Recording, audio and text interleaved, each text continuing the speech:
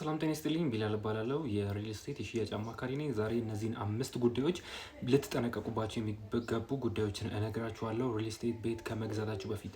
ታዲያ የመጀመሪያውና ዋነኛው የሚሆነው ሪል ስቴት ቤት ከመግዛታችሁ በፊት አሁን ለምሳሌ 120 ካሬ ባለ 3 መኝታ ቤት ለመግዛት ብትፈልጉ ያ ቤት 120 ካሬ አይደለም። ይሄ እንዴት ሊሆን ቻለም?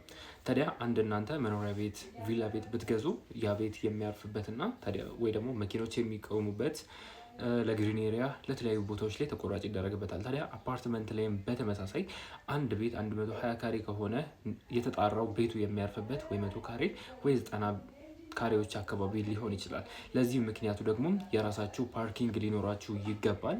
እንዲሁም ደግሞ ባልከኒ ሊኖራችሁ ይገባል፣ ቴራስ ሊኖራችሁ ይገባል እናንተ የምትጠቀሙበት። አንዳንድ ህንፃዎች ላይ ደግሞ በተጨማሪም የልጆች መጫወቻዎች፣ አዳራሾች እነዚህን ሁሉ ያካትትና ለእናንተ ደግሞ ተጨማሪም ሰፋ ያለ ስፔስ ይኖራችኋል። ነገር ግን የቤታችሁ ካሬ ከዋናውና ኔቱን ማረጋገጣችሁን አትርሱ።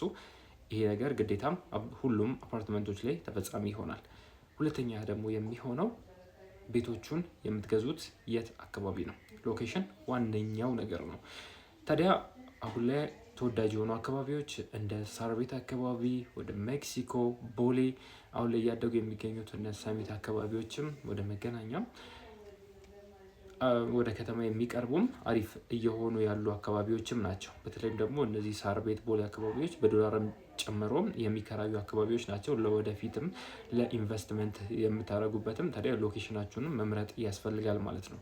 ሶስተኛው ጉዳይ የሚሆነው ደግሞ ከሎኬሽን ቀጥሎ የሚመጣው እንዴት ነው አከፋፈላችሁ? ክፍያስ እንዴት ነው የምትከፍሉት? መጀመሪያ ቅድመ ክፍያ ከከፈላችሁ በኋላ ቤቶቹ ባይገነቡስ በምን አይነት መልኩ ነው ቀጣይ ክፍያዎችን የምትከፍሉት የሚለውን ደግሞ ላስረዳችሁ።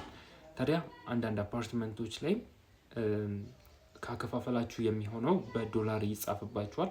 ያ ማለት የዶላር ምንዛሬ በጨመረ ቁጥር የቤታችሁ ዋጋም በኢትዮጵያ ብር ይጨምራል ማለት ነው።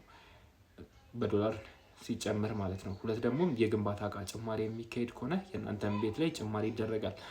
ሌሎች ሪል ስቴቶች ለምሳሌ እኛ የምንሰራባቸው ሪል ስቴቶች ላይ ደግሞ የግንባታ ዋጋ ቢጨምርም የዶላር ዋጋ ቢጨምርም እናንተ መጀመሪያ ከተስማማችሁበት ዋጋም ምንም አይነት ጭማሪ አይደረግባችሁም ማለት ነው። እንደዚህ አይነት አድቫንቴጆችንም መውሰድ ይጠቅማችኋል። ሌላው አከፋፈል ላይ ነው። መጀመሪያ ከከፈላችሁ በኋላ ለምሳሌ እኛ የምንሸጥበት ሪል ስቴቶች ላይ መጀመሪያ ከከፈላችሁ በኋላ ቀጣይ ክፍያዎችን የምትከፍሉት ገንዘባችሁ ሲሰራ እያያችሁ በክፍያው በግንባታችሁ ሂደት ይሆናል። አንድ ቁፋሮ ላይ ያለ አፓርትመንት ብትገዙ እዛ ላይ 20% መጀመሪያ ላይ ብትከፍሉ ቀጣይ ክፍያዎችን የምትከፍሉት ግንባታው እየሄደ እያያችሁ ቤዝመንት ስራ ሲጠናቀቅ 2ኛ ፎቅ ሲደርስ 5ኛ ፎቅ ሲደርስ እያላችሁ እናንተንም ኪሳችሁን በማይጎዳ